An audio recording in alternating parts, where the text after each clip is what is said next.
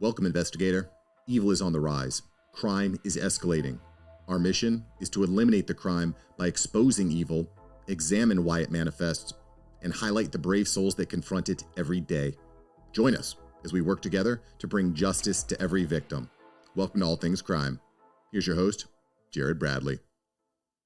Hey, everybody, it's Jared. Welcome back to another episode of All Things Crime. I have a couple of awesome guests this morning. But before that, I just want to thank you as an audience for listening and watching on our YouTube channel, and highly encourage you to subscribe and hit that bell so that you never miss an episode. This morning, our sponsor is Highway 30 Texas Edition.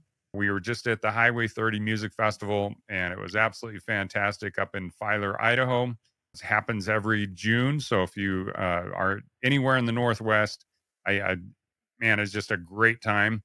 But now they're expanding into Texas. So in October, they're going to be down in Texas. So definitely look into that, get your tickets, and we will put the link into the comments and into the text section. So with that, I want to bring in my guest, Tom Myers, who's also been with us multiple episodes. But our special guest is Barbara Rae-Venter.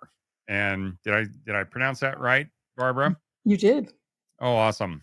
That's one of my biggest problems is enunciation here. So, but Barbara, I was reading over your accolades, and where do we start? So first is you're the director of the investigative genetic genealogy at Gene by Gene and the president and co-founder of Firebird Forensics Group.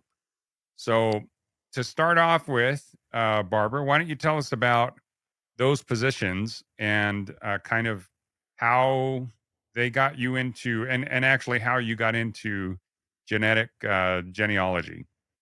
So I actually didn't choose to go into investigative genetic genealogy, and I'll just call it IGG. That's much easier. It kind of chose me. I was actually working on my own family history research, and it's somewhat difficult to trace. The paper trail is not very good. My ancestors on both sides of my family at various points emigrated to New Zealand, and the paper trail back from New Zealand to Scotland, which is where most of my ancestors are from, is not good. So I decided to use DNA. And so I pestered all of my cousins to do DNA testing and tried to sort out how I could connect the dots back to Scotland. In that process, I shared DNA with a number of people who are adoptees. One person in particular was a guy called David Abbott. He lives in Kent in England. And for David, I was actually one of his bigger matches. And David was in his 70s. He had recently discovered that the man he thought was his father was not his father. He had kind of an interesting way of finding out. He had been watching the show Who Do You Think You Are? And they were showing, how you could do your family history research. You get your birth certificates, got your parents' information on it, and so on. You then trace back through other relatives. So for some reason, he had actually never gotten a copy of his birth certificate. And so in England, you can actually go online and order a copy of your birth certificate. So he did that, but he couldn't find himself. And on a hunch, he searched under his mother's maiden name, and bingo, there he was. And he was a year older than he thought he was. Oh, that's a bummer. Not what you want to find out. So his mother had actually recently died of cancer, so there was no way for him to ask her what the heck was going on. His mother's sister, however, was still alive. And so he asked her, what's going on? And she said, well, your father was a Canadian airman who was stationed in the UK during World War II. She wouldn't tell him anything else. That's all she would tell him.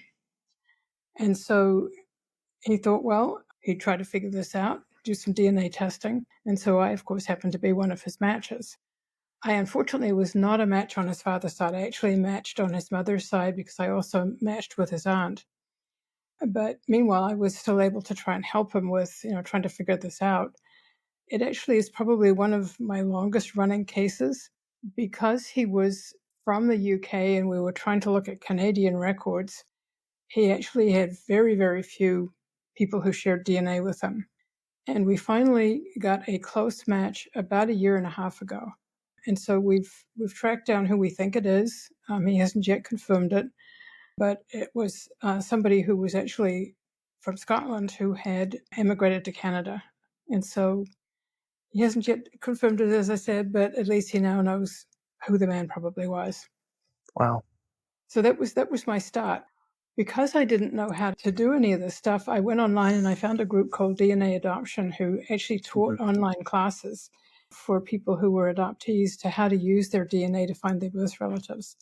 So I took that class. It was a 6-week class at the time and got pretty good at doing this. Because I have a science background, the folks at DNA Adoption asked me if I would be willing to help teach the classes and answer their webmail questions that came in. So I agreed to do that. And then one of the webmails that came in was from a deputy, Peter Headley, in San Bernardino, in the Sheriff's Department Crimes Against Children detail.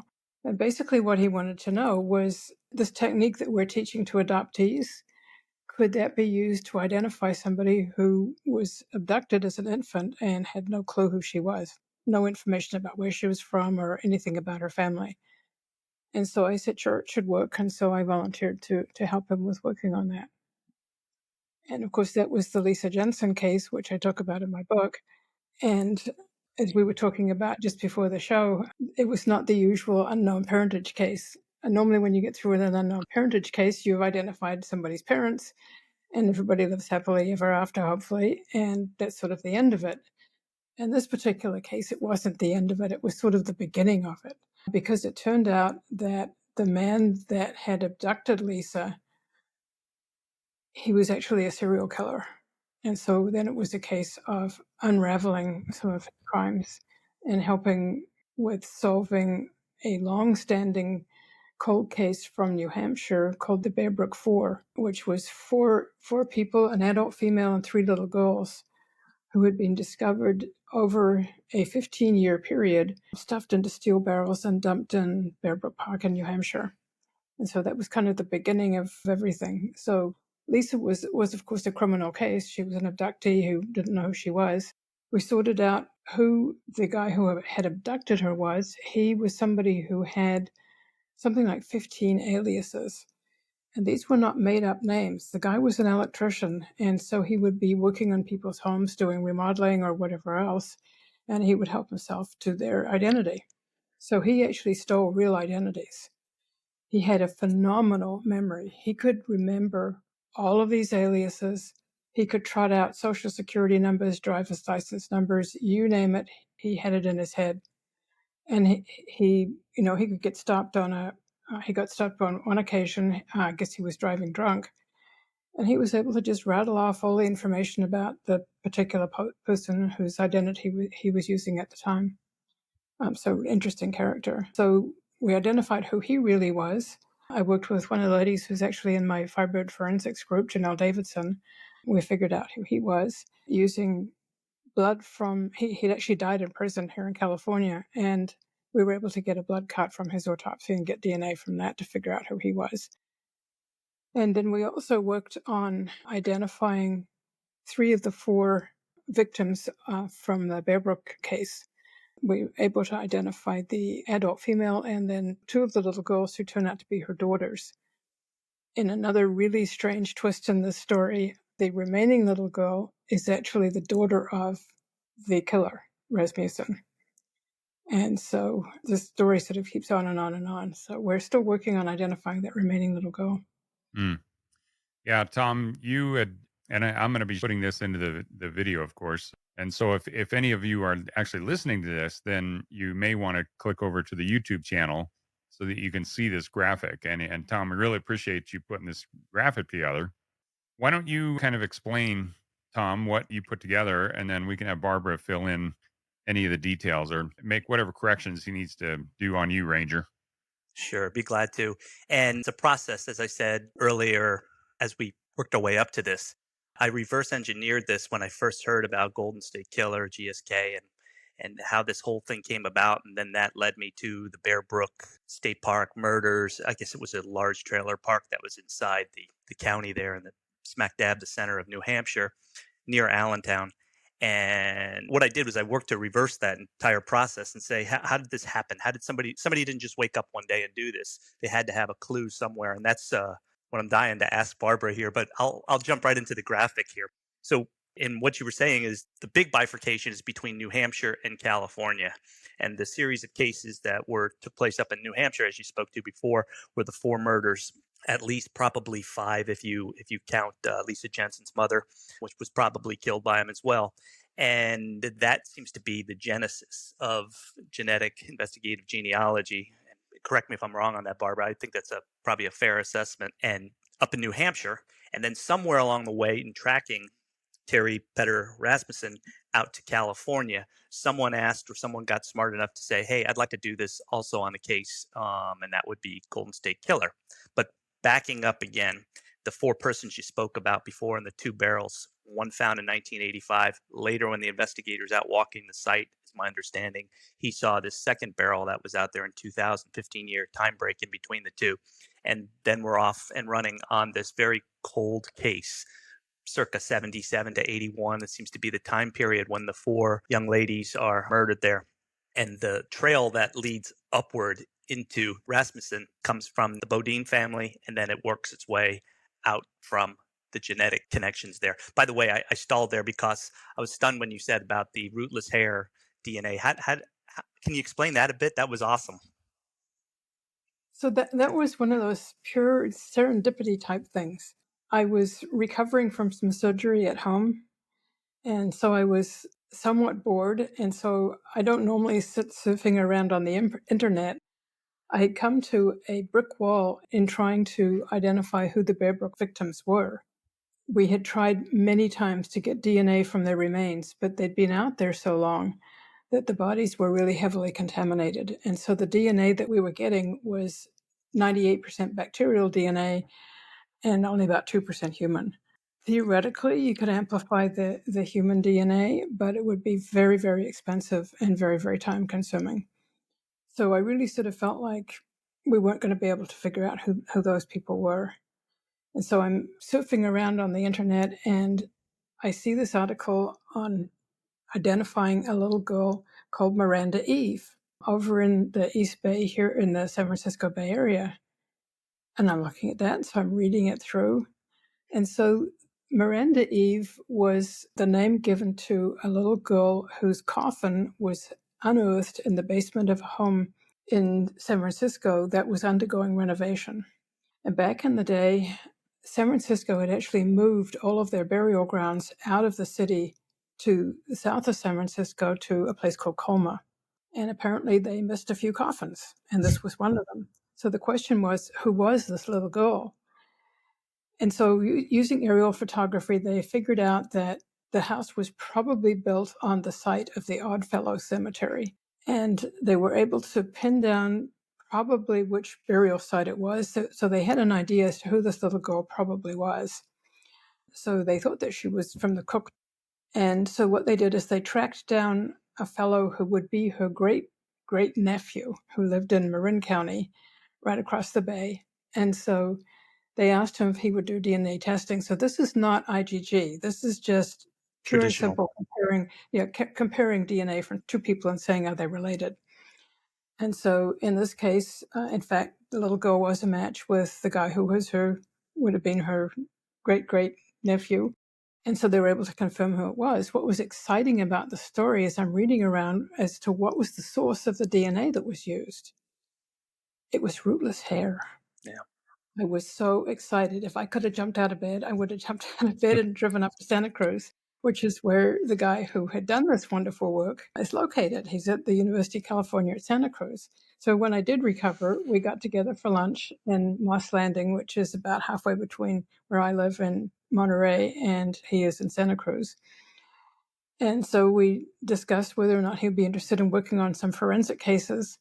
And he indicated that he would. And so that was sort of how this came about. So it was not known that there was nuclear DNA, which is the DNA that we needed for doing the IgG, was in the hair shaft. It was known there was mitochondrial DNA, but not nuclear DNA.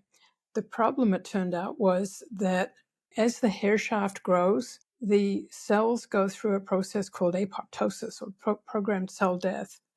And during that process, the DNA gets chopped up into little tiny pieces, so small that they're not detectable using regular techniques like polymerase chain reaction, PCR, which is the standard techniques that is used for detecting DNA. So that requires a larger piece of DNA. Needs 150 base pairs. The DNA that's in the hair shaft is maybe about 40 to 50 base pairs, so just a fraction of what you need to use the PCR technology. So working with Dr. Green, he went through doing various kinds of things to extract the DNA, and then of course we had to figure out a way of creating a file that would mimic the files that are created when places like Ancestry and 23andMe and Family Tree DNA, they used chip technology. They have what they call a SNP chip. So a SNP is a single nucleotide polymorphism, which is a mutation in the DNA sequence. And so they have 700 to 800,000 SNPs on these chips that they use to create the profile that is used, that people do for family history research. So what Dr. Green had to do is he's got all these little tiny fragments of DNA. He has to put them all back together again. So he uses what's called whole genome sequencing to create then the original genomic DNA. And then he uses an algorithm to go in and actually then pull out the SNP information for the SNPs that would be on the chip if you were using a chip. So it took a little bit of work to get this going. I think it took us probably about a year and a half to really get the whole thing working. What we had going for us, of course, is we had, for the Bear Brook people, we had a woman and what we assumed were probably her daughters. There had been mitochondrial DNA testing done on all of them, showing that they were mitochondrially related, meaning that they were related through their maternal line. And we, of course, also had Rasmussen and his daughter. So we've got two sets of parent-child groups, and they have a very specific amount of matching DNA.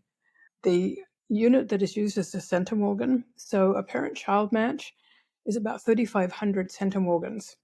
So what we were looking for then is when we pulled out the DNA from the adult female and her daughters, and then Rasmussen and his daughter, we would expect to see that amount of matching DNA between them. It took us a few tries. I think we went through at least 3 or 4 iterations before we actually got that kind of matching DNA. And then once we did, then, we could then proceed with actually identifying who people were. So this was just really exciting because I had really thought had reached a dead end. How close are you to identifying, if you can say, victim number 4? So victim number 4 is kind of an interesting scenario. Part of the information that you use when you're doing this kind of analysis is a big piece of this, which is really huge in solving these cases, is geography.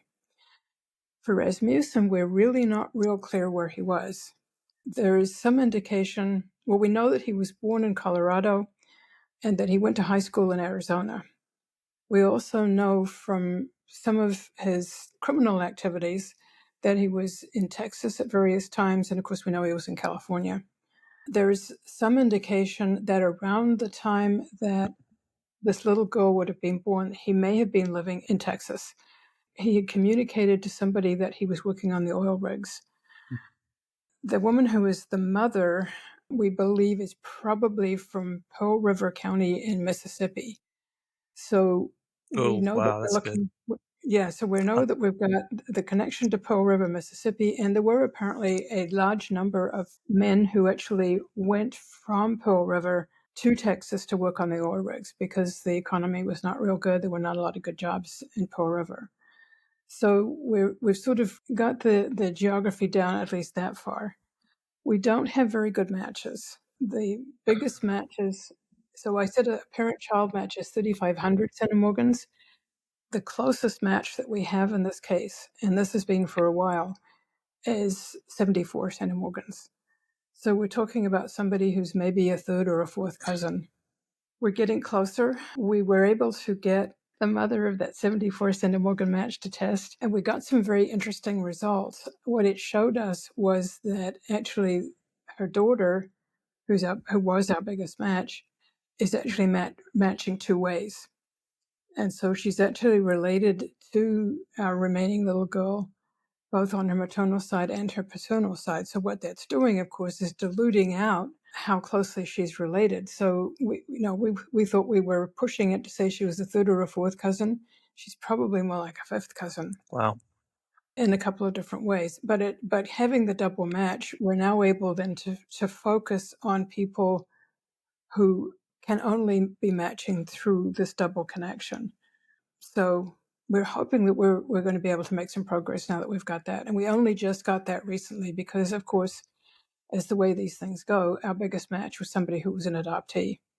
And so we had to get information on who her birth parents were, and then we were able to get finally a copy of this person's original birth certificate. She was actually born and adopted in Louisiana, and we were finally able to get that original birth certificate. So that's really helped us. We then had the name of the mother. Wow. Yeah, so it's been not been an easy trail, I'll put it that way. I have a person to recommend, Ellen Leach. She runs Mississippi Missing and Unidentified Persons. So she's the Rebecca Heath of Mississippi. And she actually was on Hulu recently for one of those type cases, but I'll bet you, because she has that same doggedness to pursue this sort of stuff. And she has her own website, MMUP. It's I'll send it to you afterwards, but she may know, or she may have this memorized already, like who's missing from the area. That could be the next linchpin. By the way, I take a moment to give a nod to Rebecca for her work she did on this thing. I know it couldn't have been done without that when that Rasmussen name jumped out at you. Right. Well, and also there was no DNA. So even if she had come up with stuff without the hair, there was no way to have confirmed it because there was no DNA to compare. They actually started out doing that. They got New Hampshire got samples from various relatives, and the DNA was no good. And so until we were able to get the hair going, there was no way to confirm it. Wow. Yeah, it's amazing. Yeah. Hey, Do you want me to jump back to the chart? Pick up again there, Jared? Yeah, I just have a quick question here for Barbara. That it's interesting to me the parallels between, being in Salt Lake, genealogy here is just massive. And, this is where ancestry.com started, and the LDS Church has got some of the largest archives in the world. So, can you explain to our listeners and viewers really kind of the parallels between using genealogy as just tracking back families, but then also kind of comparing it in a forensic sense in order to track down potential suspects as well as potential victims or obvious victims? So for IgG, we're actually using all the same techniques that you would do if you're doing just traditional family history research. All we're doing is we're adding in there another piece of information which can be used either to confirm or refute the information that you have. I would guess that a fairly high percentage of people who have been doing a lot of regular family history research and then incorporate DNA are going to find that they've probably got at least one line with a problem in it. That happened to me. So my maternal grandmother's line, her maiden name was Roundtree, and it's actually a very well-known Quaker family from Yorkshire. My particular branch of the family was actually from Sunderland in the north of England, which is not far from Yorkshire. I think it's right next door. So my grandmother was the second eldest child in the family, and one of the youngest members of the family just died about last year. So I contacted him through my cousins in New Zealand and asked him if he would do DNA testing. So he was a first cousin once removed to me. So he sent in his buccal swab to Family Tree DNA, and I had already contacted, there was a surname project for the family Roundtree because it is such a well-known family. They were very excited to be getting DNA from somebody who was from the English branch of the family. So in any event, we get the DNA, and he doesn't match anybody in the Roundtree surname project. Instead, he quite literally matches hundreds of men.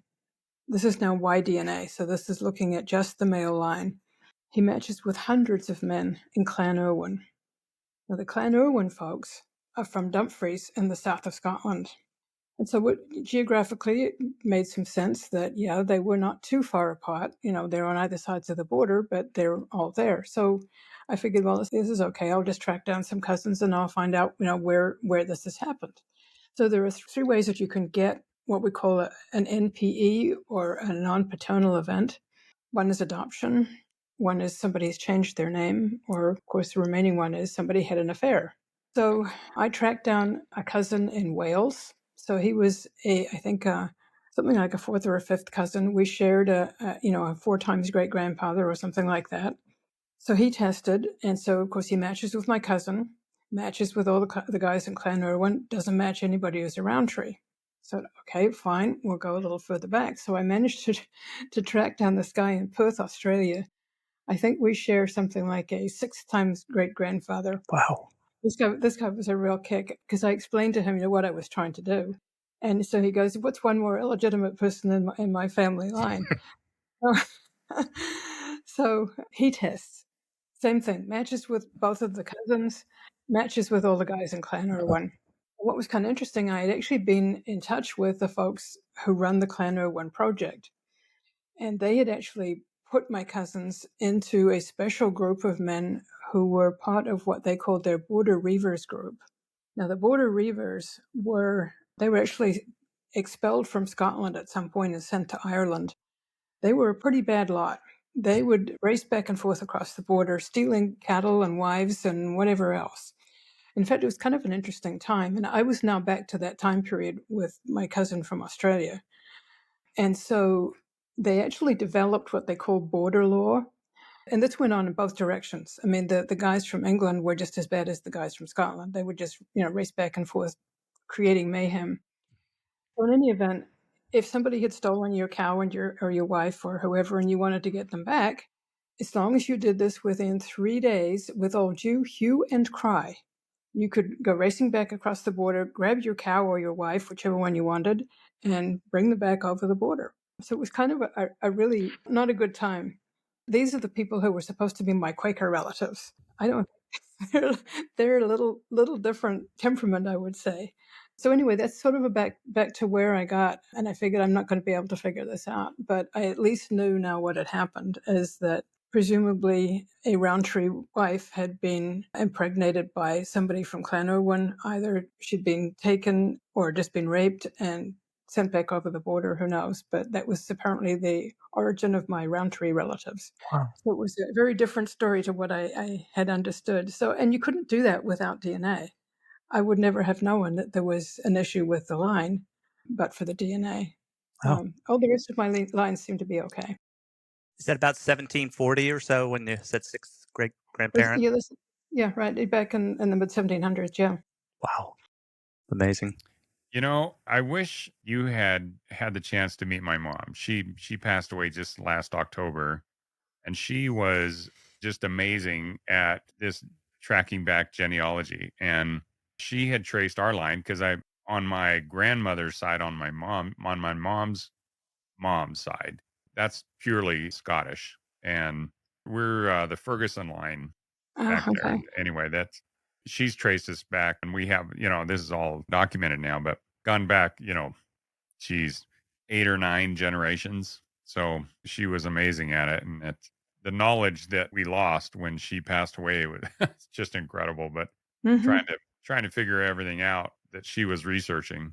But it's just interesting that, some of these people that have developed an expertise in just tracking down genealogy lines now can be that expertise can be put to work in solving cases. Mm-hmm.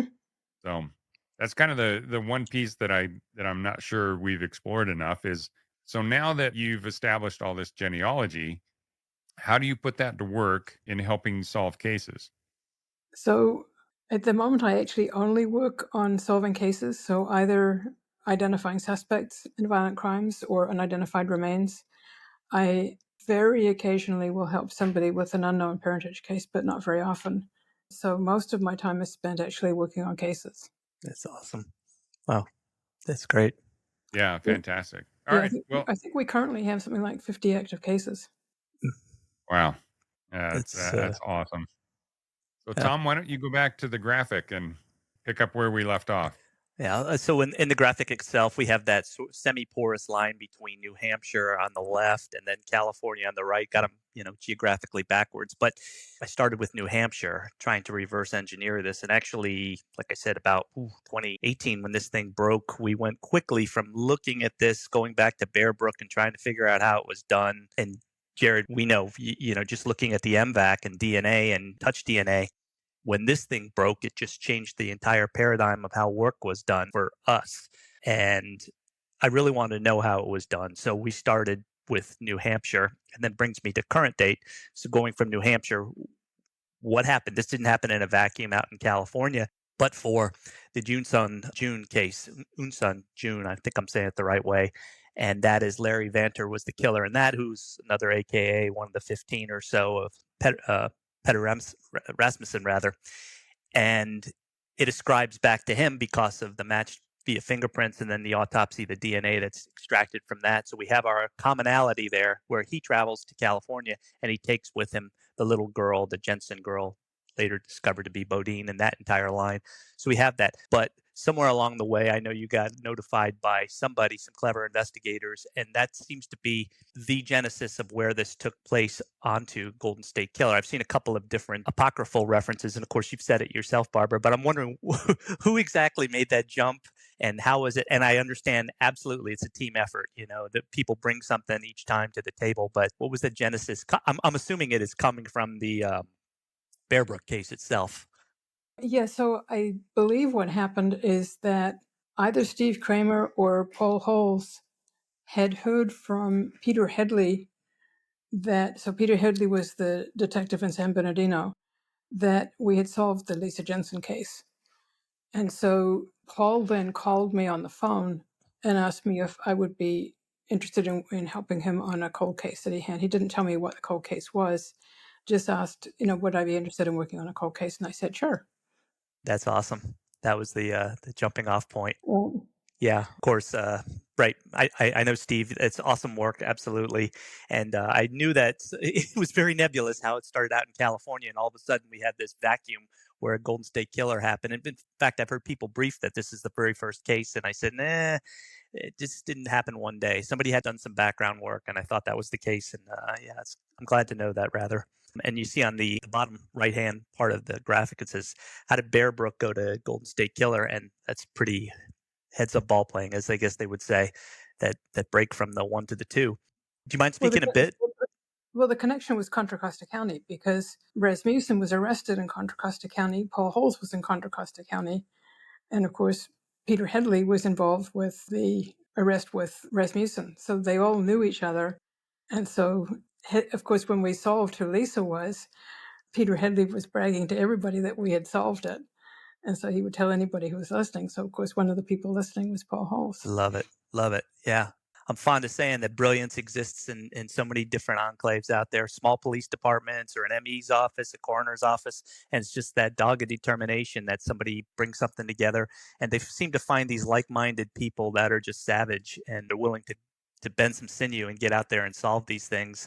So in one of your previous presentations to one of the societies, I believe, out there, you mentioned who the team was. Do you mind reiterating that for us? Sure. So with Steve Kramer from the FBI, he was in the LA field office. And with him was Melissa Pariseau. She's now, I think, in the Boston field office, but at the time was in LA. And then we had Paul Holes and Monica Sazowski in the Sacramento DA's office. So that was the team. That was Paul. And so the people in the Sacramento DA's office was Cook Campbell and Monica Sazowski. So there were 6 of us. That's awesome. Sorry to put you on the spot on that. It's just this is a piece of history that won't be repeated, and how this was able to be cobbled together, and 63 days later, you got a person in custody. I grew up, I'm fond of saying, like the Dark Knight. I was born into this. My mom was a crime scene technician and saw the frustration and the work that was done on the Adam Walsh case and several others. I think I've said before that I've had classmates that were murdered. and one's unsolved, one they had the wrong person, things like that. So it always resonated with me, and I just, as somebody jokingly said to me, I didn't have a chance, so I fell right into it. Yeah, right. So I have that passion to drive that same thing, and maybe propagate this a little bit more as well. That's why I tried to get a good understanding of it back when I was up in the Baltimore division. But I always wondered how that team was put together and what were the steps that actually came to place. I knew the Contra Costa connection was strong in there. It's 63 days later, and I think Paul Holes had been working at 22 years. The East Area Right. Rapist, Golden State Killer, amazing work. Oh, it's always amazing to me that there's all these puzzle pieces that have already been assembled and they've all been put together, but there's just always just a couple of missing ones.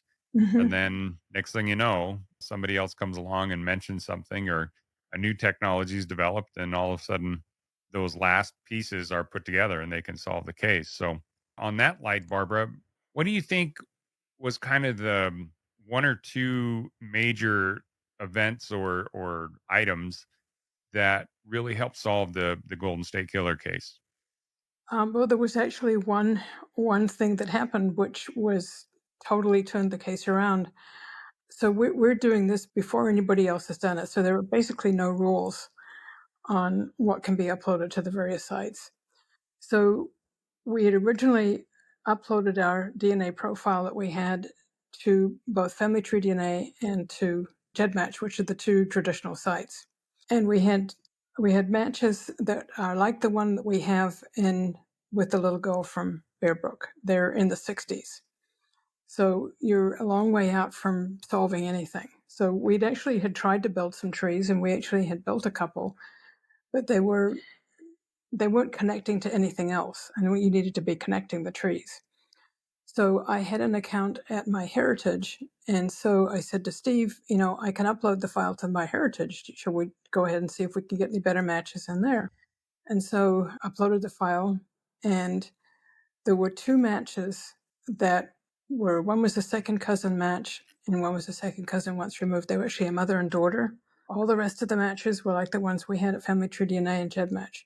There were just these two matches that were absolutely amazing. And so once you have a second cousin match, you can pretty much say that you've solved the case. There has to be a lot that goes wrong if you can't solve it at that point. I mean, things can go wrong, but hopefully they won't. So in this case, when we started building out the tree, we realized that the great grandparents in this case were actually the same as the great great grandparents that we'd identified in the tree that we had built for one of the matches from the Family Tree DNA match. So suddenly we had solved the case, basically. Wow. Because once you've connected the two, the person that you're looking for is a descendant of the common ancestor. And so now all, and I'll put the all in quotes, all you have to do is build down from that common ancestor and then somehow figure out amongst those descendants who your suspect is. In this case, it was kind of interesting. We actually did a consensual sample just to make sure that we were actually on the right track. Mm-hmm. And so Paul approached a woman that we thought would be fairly closely related, and she agreed to test. And so the kit got turned around really fast. I mean, they did an amazing job at Family Tree DNA turning this around. And so we were able to get our match results back fairly quickly. It was another second cousin match. And this time we additionally had an X chromosome match. Now, this is really exciting because men only have one X chromosome. And so when you have an X match like that, you know that you're matching with one of the maternal lines. So we knew that this person then had to be matching him through one of his maternal lines, and we hadn't known that before. We hadn't known which side of the tree we were dealing with. But secondly, it allowed me to eliminate some of the candidates that we had who could not possibly have an X match. So at this stage, we'd actually only had 9 suspects. I mean, this was amazing. This Wow. was the first time there'd ever been a suspect list. And now with the X match information, I was able to cut that suspect list down to 6 names. 2 of the names on there were D'Angelo. But of course, we didn't know at that point that he was going to be our guy. We thought he might be from other information, but one of the other pieces of information that I did have is I had, from 2 sources, determined that he had blue eyes. And blue eyes are kind of interesting. There is one specific SNP that if you have blue eyes, you have to have that SNP. And so it turns out that he had that SNP. There was a utility on the GEDmatch site, and there was also another utility at a company called Prometheus. And they actually, anybody can run their DNA through there. It's a small charge. I think it's like $10-15. And you can look at, various diseases that you might carry alleles for and so on. So anyway, from both of those sites, I determined that he supposedly had blue eyes. So the FBI then pulled the DMV records for the 6 guys. Only one's got blue eyes. Awesome. And that was Joseph D'Angelo. So prior So I sent an email to Paul and to Steve, and I get a phone call next morning from Steve saying, "How sure are you?" And I'm really confused because I figure they've got the same information that I do. Why are they asking me how sure I am? It turns out that they actually didn't have the same information I had. They had some other information that they hadn't shared with me. They had actually had a phenotype done some years before, and that phenotype had indicated that he had green eyes and ruled out blue. So they all thought that we were looking for somebody with green eyes. I'm the only one who knew we were looking for somebody with blue eyes. And apparently, actually, Anne-Marie Schubert, who was the DA on this case, she gave a presentation at some point called "Looking for the Green-Eyed Monster." Wow. So then when I finally learned that information, I realized that I could see why Steve was querying as to whether or not I had the right guy or not. Oh gosh, I call that the box truck syndrome. When somebody says something, you're out and going, and that's the DC sniper. Everybody's looking for this mythical box truck, and it turns out to be the blue Caprice, right? And they're all looking in the wrong because they fixate on it, and because they think it's valid information. Wow. So, how much of a crimp did that put in the investigation, or were you able to right that ship right away? Well, I didn't know that information, so I'm going with what I have. And I had from 2 different sources that he had blue eyes. And I didn't learn until long after the fact that they had this other information. They would not share any of the information that they had with me at all. Everything that I knew about the case, I got from reading newspapers. Wow.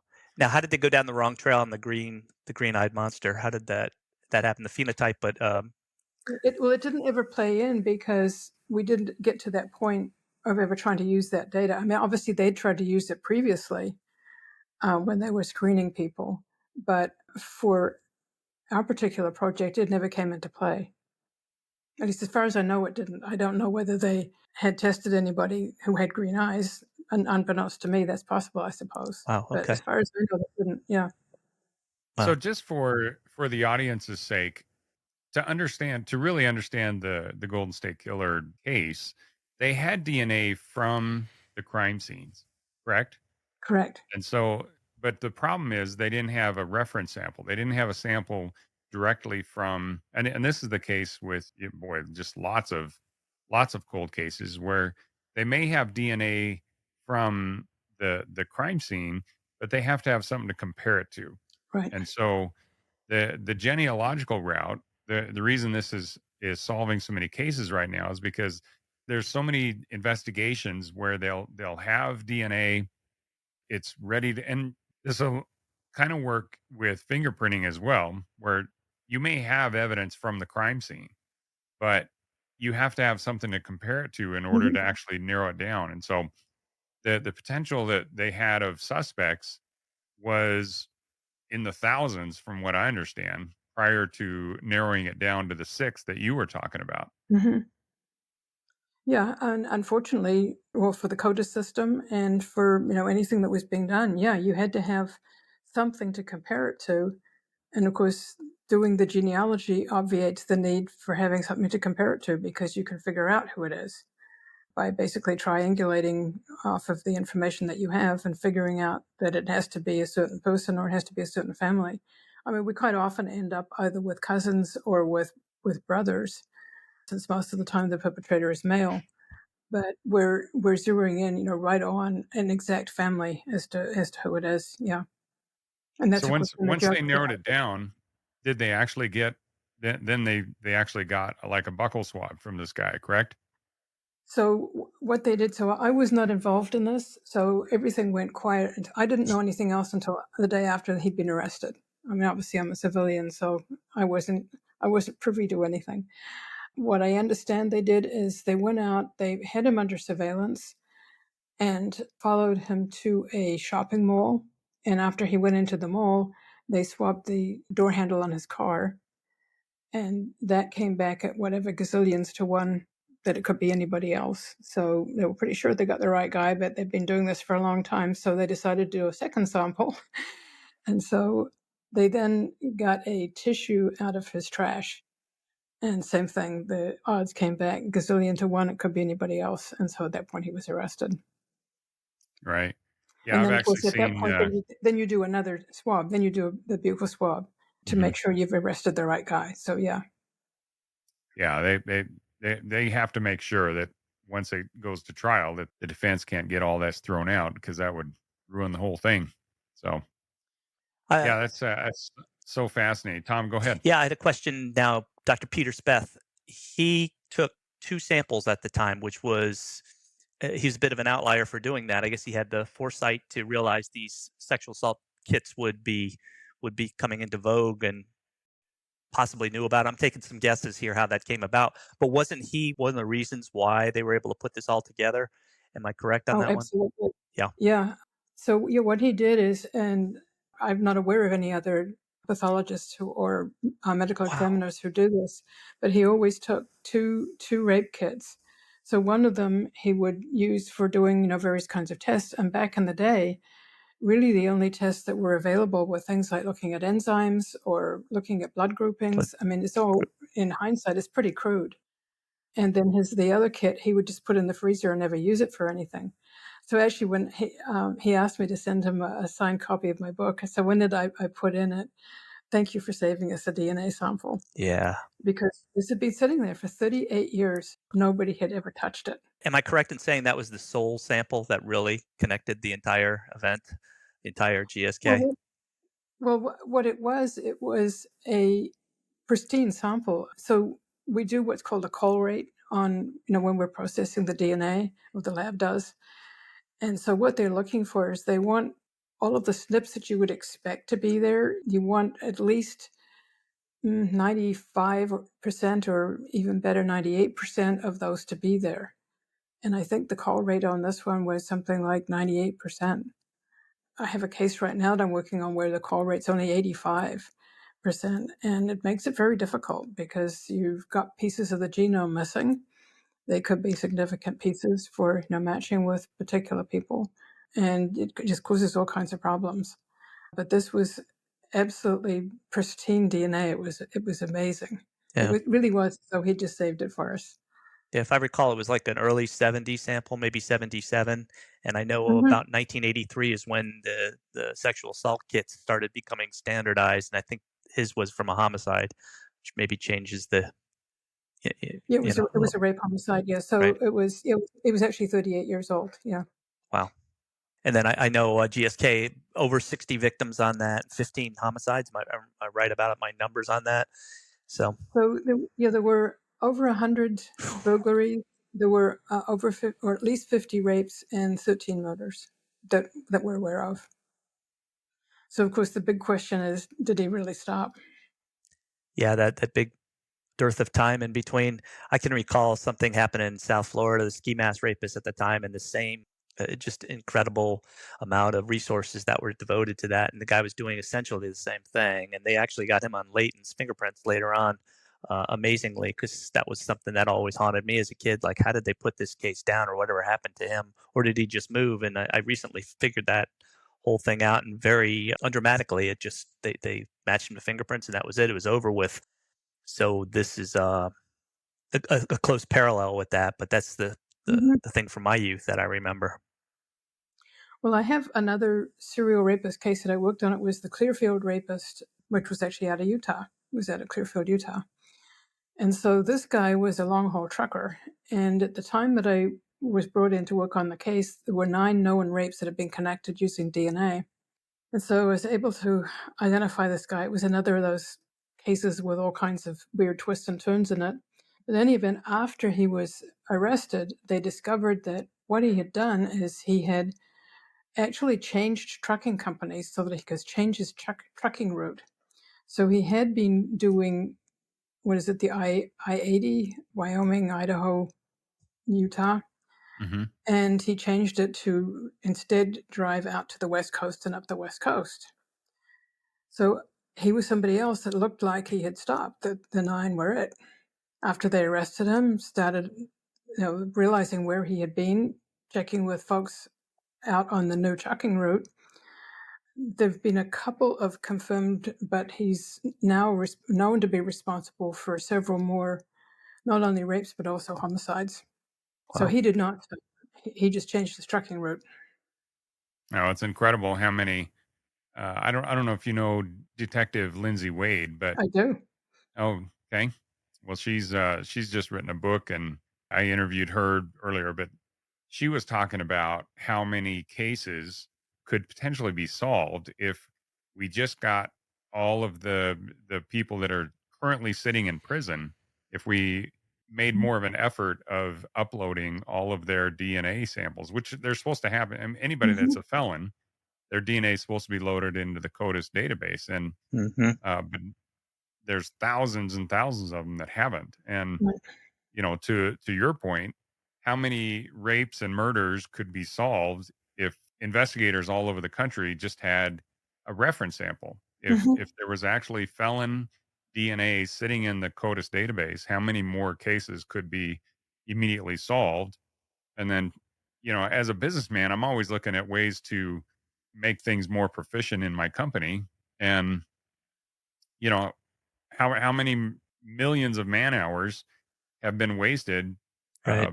throughout the last 10 or 20 years that could have been solved if people on the other side of the country had just uploaded some database. And then you find this trucker that Right. travels across the country and rapes people all along the way. you know just kind of an example of the power of DNA, but also, I don't know. It's kind of government work, and so Mm-hmm. we don't expect it to be overly proficient. But at the same time, you're like, geez, come on, really? Let's get on the team effort here and upload all of this DNA, because it has potential to solve a lot more cases. Mm-hmm. No, you're absolutely right. Was Lindsay, was she the one who put the Ted Bundy DNA into CODIS? Am I right on that? Yeah, And stunning, yeah, stunning that that doesn't happen. Yeah, and there's also a movement to prevent the use of genetic material to for casework, which is also stunning, equally stunning. I have this theory that the folklore boogeyman stories and things like that, these are these stranger homicides that happened. And everybody that I talk to, the hundreds of people, I can go across the country. I was out west on a trip, and they have some kind of connection to a missing or murdered person. And these guys are Mm-hmm. just everywhere. Yeah. And so once you work this stuff, you never walk away from it, because it's just, it's a true pandemic, I guess you'd say, a national tragedy with what's going on out there. And Jared, you spoke to it, right? I'd say not only the people in prison that they could match to. What about the deceased serial killers, or think about Ted Bundy, case in point? But there's a couple, Florida man. There's quite a few that have operated down here. Like, how many are open out there that could be solved this way? Mm-hmm. So talking about Lindsay Wade, Lindsay actually was a very early proponent of using IgG. We actually worked on some cases pre-GSK. So we, of course, had the same problem that we had with GSK, which was getting SNP profiles. And so I actually talked to Bennett Greenspan at Family Tree DNA. And so she had two cases, the Welch case and the Bastian case. They were both little girls, rape homicides, really brutal. And so we actually got SNP profiles. We only were able to get one on one of the cases. I'm now not remembering which one it was. And we actually were able to, it was just as Lindsay was retiring, which was really unfortunate. And so I identified who a suspect was just as a new detective came in. And back then, I in fact, in all the early cases that involved a perpetrator, I asked to remain anonymous. And so in that case, and the identification of Rasmussen, and then of course GSK, I asked to remain anonymous. But Lindsay was very much in the forefront with using IgG. Yeah. Well, there's so many folks just like you, Barbara, that are just out there that are just brilliant. And, you know, God bless you, because who knows how many cases will be solved in the future based on the effort and the work that you put in. So, Well, thank you. Tom, you got anything else? No, just a summary statement. I love this work, and once you're exposed to it, once you see that, and say also that innovative approach that somebody comes from. I said the civilians on the other side, or somebody just says, well, there's a database for blank, or they keep fingerprints on hand for this, and you're like, no, how would I know that? Well, I used to work as whatever, a hairdresser in the military, whatever it was, and these things are solved. Or somebody just having a different ID, they look at something, a different mindset. They look at something and they say, well, this is, I used to work those kind of cars. I can tell you right now that what they had, and something solved that quickly. And yeah, I'm just amazed every day by something new that I learn, or a different way that somebody put something together. I'll leave it with one story. I recall towards the end of my career there, we had somebody in Maryland and up in Pennsylvania as well. They had CODIS hit, very similar, like you said, brutal rapes. They kidnapped a child. Each time we had a CODIS match to two of those, and I believe a third CODIS match out to one that took place in the line over into Maryland over here. So it was just in the very early stages, probably case 30 or maybe 40 or so on the genetic workup. And my counterpart, she was getting ready to try and do something like that. And somebody said, well, why don't we try doing the fingerprints? Because they have next generation identification, which was an improvement to the APHIS latent fingerprint. She resubmitted and got a hit amazingly. That's simple. And you're talking about like huge amount of expenditure. And then in the same vein, it makes me think, and my mind starts to wander on these things.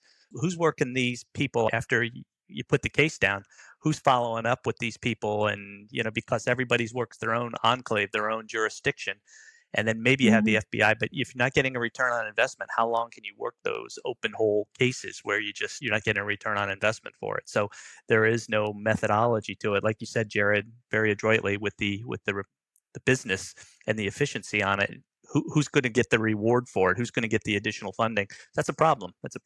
So we have the ability, apparently, to really curb some kind of the forensic science. And I am a bit editorializing here. There was just a case that was pushed out for tool marks saying you can't say it was out of Maryland, you can't say that weapon belongs to that bullet to the exclusion of all others. You have to say it's consistent with. Well, that's sort of impeding on that. So we have the ability, apparently, to challenge science in that respect. But what about the other side, man? We're leaving open gaps out here that these things can be solved. And we all know, the people that work this, that leopards don't change their spots. These guys are killers. And Barbara, I do recall what you said on the summary about GSK and how you felt about them, and we all feel the same way. I think it would be almost everybody does.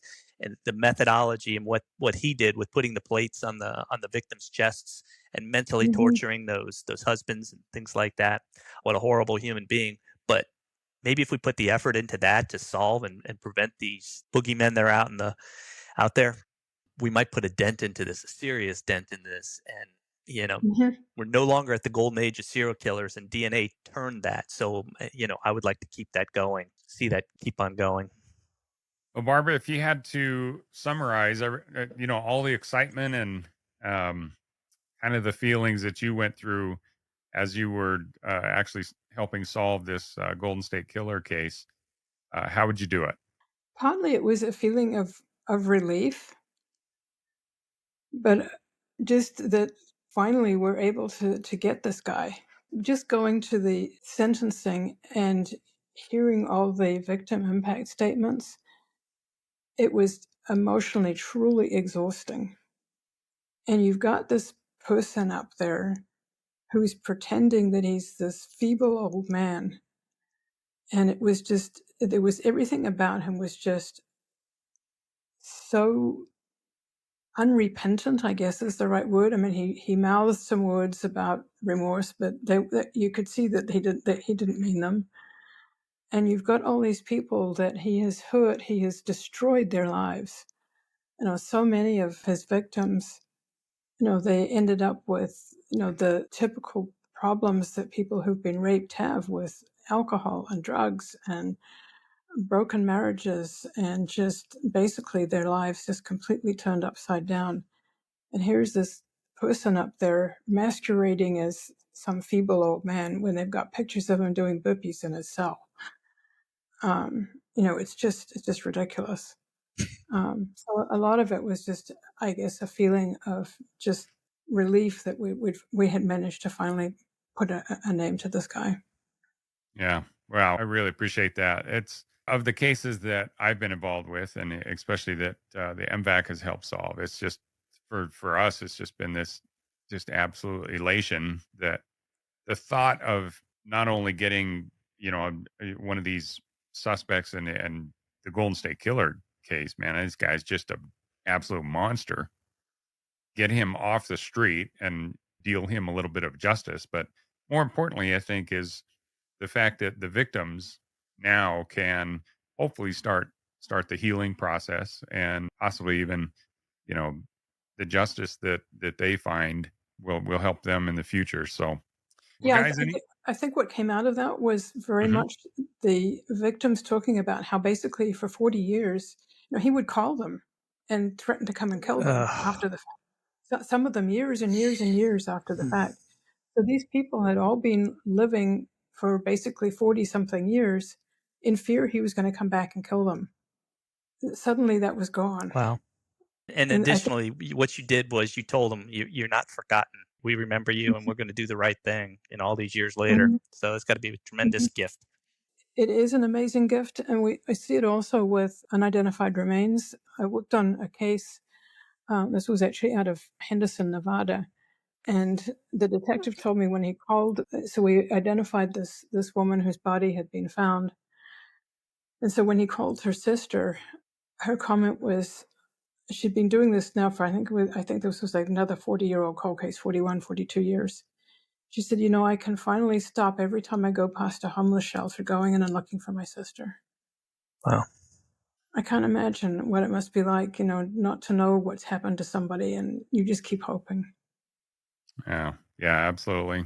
It's yeah, the human turmoil and just expenditure of emotions and tragedies. It's just incredible that it's out there, and it's by a relatively small percentage of society that's Mhm. causing all this pain. And so every time we take one of these monsters off the street and put them in where they belong, then that alleviates just a massive amount of all sorts of anxiety and tension and fear and just anger, sadness. All these things are alleviated, or at least people can start, like I said, the healing process. And Mhm. that healing is generational, and it can continue on for a long, long time. So, well, guys, any last words? I would like to ask your listeners or your watchers if they want to help law enforcement, if they have not already done DNA testing, if they would go test at one of the testing companies, doesn't matter which one, and then that they would download their DNA profile and upload it to both GEDmatch and Family Tree DNA. Those are the two sites that we're able to use for doing forensic cases. So that would be a huge help. You do need to opt into law enforcement matching, but if people would do that, that could help tremendously. Oh, absolutely. And Barbara, are there any, if people have cases that they want to have you help them with, is there a way to reach you? So it has to be law enforcement, but yeah, they can reach me. Either they can Google Firebird Forensics, or that should actually get them to our website, and there's a link on there to send me an email if they want help with a case. Fantastic. And last thing, the sites that they can go to get their DNA, can you just, I don't know if you know them all, but list the major ones? Sure, the major ones are, of course, Family Tree DNA, Ancestry, 23andMe, and MyHeritage. There's also one, it's actually a UK company, Living DNA, but you can test at any of the companies, and you can upload to GEDmatch. So it doesn't matter which one you go to. But that would Well, be that's really cool if fantastic. people would do that. Yeah. No, if it can solve one case, it can solve 100. So, Absolutely. Yeah. guys, it's been an absolute pleasure. And Barbara, I really appreciate you coming on the show and sharing your story. It's been Well, awesome. Thank you for having me. I appreciate it.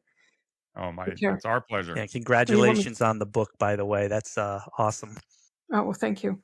Yeah, and we'll definitely have all the links to your book and the stories and things in the show notes. So again, thank you for coming on the show. You're very welcome. Thank you. Thanks for joining us. Your attention today brings us one step closer to exposing and eliminating the evil that brings crime to our communities. Hit subscribe and share this episode. Together, we will bring justice to every victim.